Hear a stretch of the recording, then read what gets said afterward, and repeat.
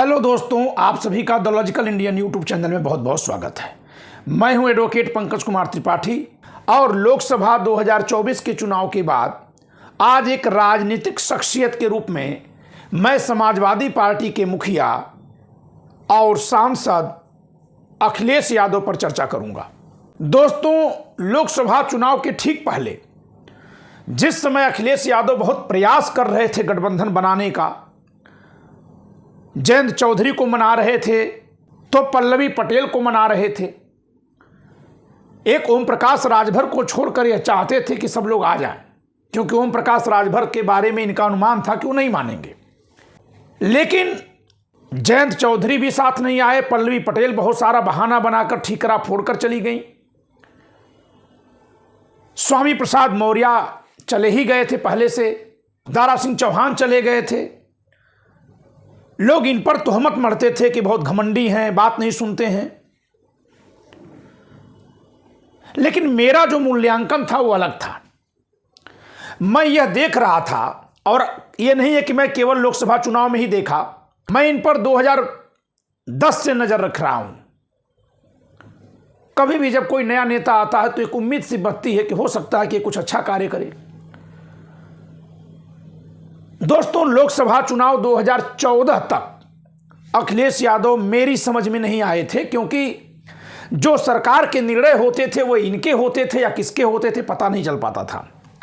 कहा भी जाता था कि 2012 से समाजवादी पार्टी की जो सरकार चल रही थी, जिसमें अखिलेश यादव मुख्यमंत्री बने थे, उस सरकार में 5 मुख्यमंत्री थे, ऐसा कहा जाता था, जिनमें एक मुख्यमंत्री अमर सिंह जी भी थे, आजम खान भी थे, शिवपाल यादव जी भी, नेताजी यानी मुलायम सिंह यादव जी तो थे ही।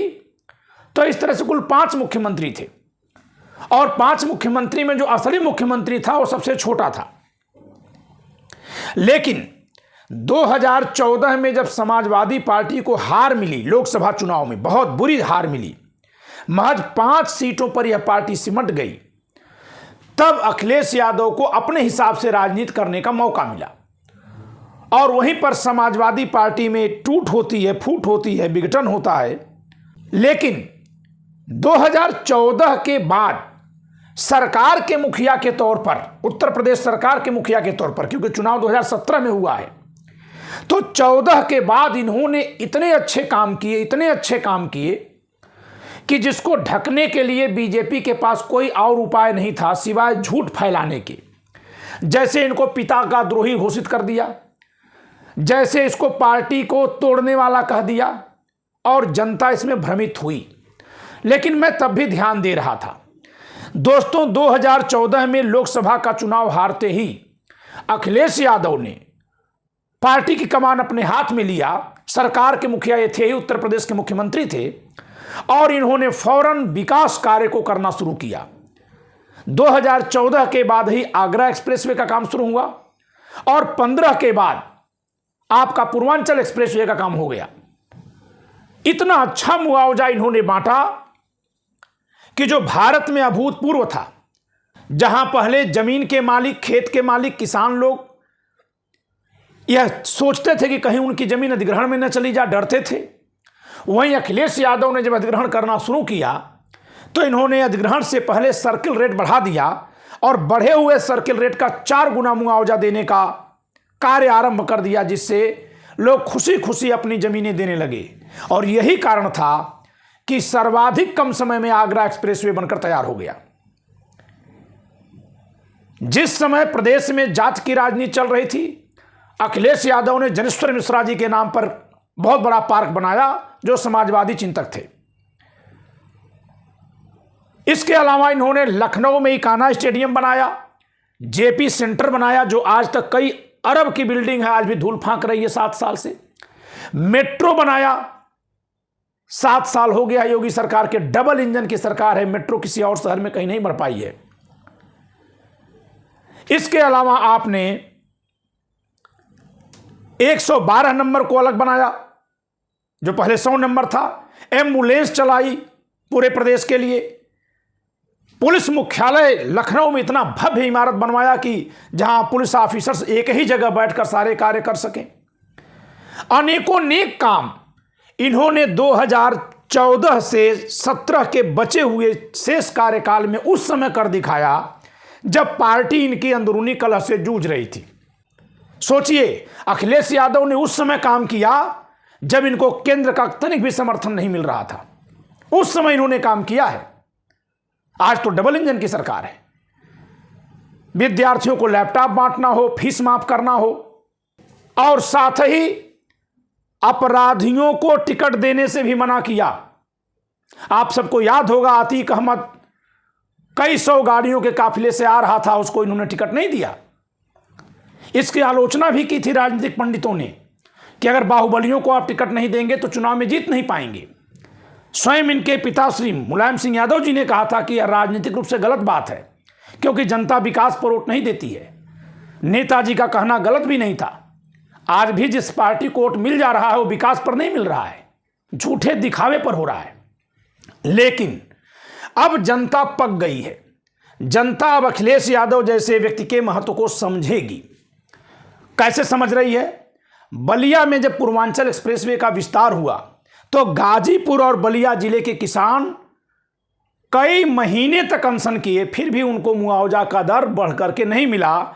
इनके समय का जो सर्कल रेट तय किया गया था 2014-15 में, उसी के अनुपात में मुआवजा मिला, जो बढ़ी हुई महंगाई के हिसाब से देखा जाए तो बहुत कम था। ऐसे ही लखनऊ के आसपास या बनारस के आसपास कहीं भी जहां सरकार ने अधिग्रहण किया है वो सब पुराने सर्किल रेट पर किया, सर्किल रेट बढ़ाया ही नहीं। और इस तरह से सरकार द्वारा अधिग्रहण पर जो मुआवजा पाने का एक सपना था वो लोगों का टूट गया। सरकार औने पौने दाम पर अधिग्रहण कर रही है और फिर प्राइवेट कंपनियों को दे रही है कोई निर्माण करके बेचने के लिए। चाहे लखनऊ के चारों तरफ का आप विकास देखिए, या गोरखपुर के चारों तरफ का देखिए, बनारस के चारों तरफ का देखिए, हर जगह यही हो रहा है कि किसानों की जमीन पुराने सर्कल रेट से जबरदस्ती ले ली जा रही है और फिर उसको पूंजीपतियों को दे दिया जा रहा है सरकारी एजेंसियों के माध्यम से। वे भारी मुनाफा कमा करके लोगों को बेच रहे हैं। तो अखिलेश यादव को कई कारणों से लोगों ने मिस करना शुरू कर दिया है और यही मिस करना वोट के रूप में इनके पक्ष में परिणित हुआ है 2024 के लोकसभा चुनाव में। मैं दावे के साथ कह रहा हूं कि मैं जो देख रहा हूं, आने वाले समय में अखिलेश यादव की लोकप्रियता की सुनामी आएगी उत्तर प्रदेश में। आप सब देखिएगा कि जिस समय देश प्रदेश हर जगह धर्म जात की राजनीति चली है, इन्होंने उससे अपने को दूर रखा है। सबको जोड़कर लेकर चलने की बात की है। जहां थोड़ी थोड़ी बातों पर लोग बदला ले रहे हैं राजनीति में, इन्होंने किसी से बदला लेने की बजाय सबको माफ करने और जनता को साथ लेने का काम किया है। संविधान के महत्व को समझे हैं और अयोध्या के भी महत्व को समझे। इसी नाते अवधेश प्रसाद को वहां से इन्होंने जीतने के बाद हमेशा उनका हाथ पकड़ा है।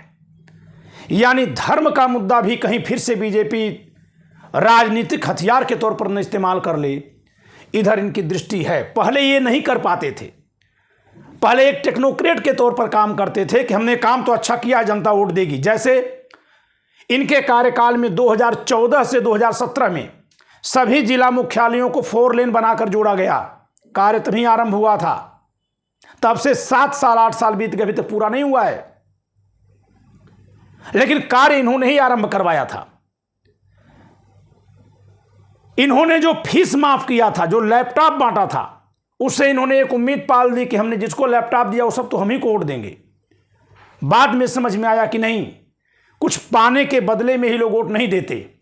और यही बात अब मोदी जी को भी समझ में आ गई कि 80 करोड़ लोगों को राशन बांटने से वो राशन पाने के बदले में वोट नहीं दे देंगे। दोनों के बांटने में लेकिन फर्क है। ये लैपटॉप बांटकर लोगों को नई टेक्नोलॉजी से जोड़ रहे थे, जिससे देश में शिक्षा का स्तर बढ़ रहा था, और वो लोगों को गरीब बनाकर भोजन बांट रहे थे। दोनों का बेसिक फर्क है, लेकिन जनता ने रिएक्शन एक ही तरह से किया। अच्छा होता कि इनके समय जनता समझ जाती। इसके अलावा पेंशन की जो स्कीम चल रही है, अगर लोगों को उम्मीद है तो अखिलेश यादव से है कि ये अगर सत्ता में आएंगे तो पेंशन जरूर बहाल कर देंगे, और भी बहुत से अच्छे कार्यों की उम्मीद है। इसके अलावा अखिलेश यादव की विनम्रता, अपराधियों को बहुत करीब न आने देना, जबकि अपराधियों को साथ लेकर चलना हमारे देश में राजनीतिक मजबूरी है। तर्क से सोचना और पत्नी को हमेशा साथ रखना। जो व्यक्ति पत्नी को हमेशा साथ रखता है, इसका मतलब क्या हुआ? वो नारी सम्मान करना जानता है और नारी को बराबरी का दर्जा देना जानता है। सार्वजनिक जीवन में उसे बाधक नहीं समझ रहा है, बल्कि सहयोगी समझ रहा है। तो यह एक आदर्श कपल भी है। ये तमाम खूबियां अखिलेश यादव को और ज्यादा लोकप्रियता दिलाएंगी और यही कारण है कि अखिलेश यादव के प्रति जो लोगों ने विश्वास व्यक्त किया है, भले ये लोग सत्ता में नहीं आ पाए, लेकिन इनको जो सीटें मिली हैं इस पर मतदाता वर्ग खुश है। अक्सर ऐसा होता है ना कि हम सत्ता में आने के लिए वोट देते हैं, वहां तक नहीं आया तो फिर मायूस हो जाते हैं कि नहीं हमारा तो काम नहीं होगा। लेकिन इस बार ऐसा नहीं है। विपक्ष सत्ता में नहीं आया है, लेकिन विपक्ष को वोट देने वाले मतदाता बहुत खुश हैं। यानी कि अभी उनकी उम्मीद बहुत अच्छे से कायम है और सत्ता में नहीं है तो उम्मीद टूटेगी नहीं। आने वाले समय में लोकप्रियता और बढ़ेगी और 2027 का चुनाव एक तरफा होने वाला है। हो सकता है कि अगर अमित शाह जी वर्तमान मुख्यमंत्री योगी जी को छेड़ते हैं, हटाते हैं, तो फिर मध्यावधि चुनाव भी होगा और योगी जी को छेड़ना बीजेपी के पतन का बहुत बड़ा कारण बन जाएगा। वैसे ही राम जी को छेड़ दिए। अयोध्या में जब जब ये कुछ करते हैं तब तब जनता इनको माफ नहीं करती है। चाहे तब ढांचा का विध्वंस किया 1992 में तो नहीं सत्ता में आए, और चाहे इस बार अयोध्या वासियों का घर गिराए तो नहीं आए। ये कोई संयोग है। इसका अध्ययन जो संयोग का अध्ययन करते हैं उनको करना चाहिए। लेकिन जिस तरह से सर्वजन की राजनीति करने के लिए आगे बढ़ रहे हैं अखिलेश यादव, और जैसे इन्होंने कांग्रेस का हाथ ले लिया है, कांग्रेस का हाथ लेने से क्या फायदा मिल रहा है कि पार्टी भले क्षेत्र की है लेकिन राष्ट्रीय स्तर पर अपना महत्व रखने लगी फौरन। क्योंकि जब कभी कोई पार्टी क्षेत्रीय महत्व रखती है और किसी राष्ट्रीय महत्व की पार्टी के साथ जुड़ जाती है तो उसे लोग उस राष्ट्रीय महत्व के स्तर पर भी देखने लगते हैं। और इस समय भारत की तीसरी सबसे बड़ी पार्टी है लोकसभा में।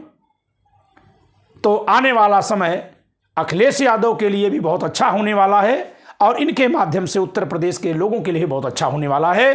केंद्र में अगर उनको कोई दायित्व मिलता है तो मेरी समझ से मुझे पूरा विश्वास है कि अपनी योग्यता को ये बहुत बखूबी साबित करेंगे। इस वीडियो में इतना ही।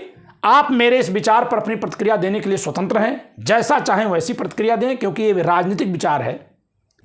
इस वीडियो में इतना ही। वीडियो लाइक करिएगा, शेयर करिएगा। चैनल सब्सक्राइब न की हो तो सब्सक्राइब करिएगा। जय संविधान।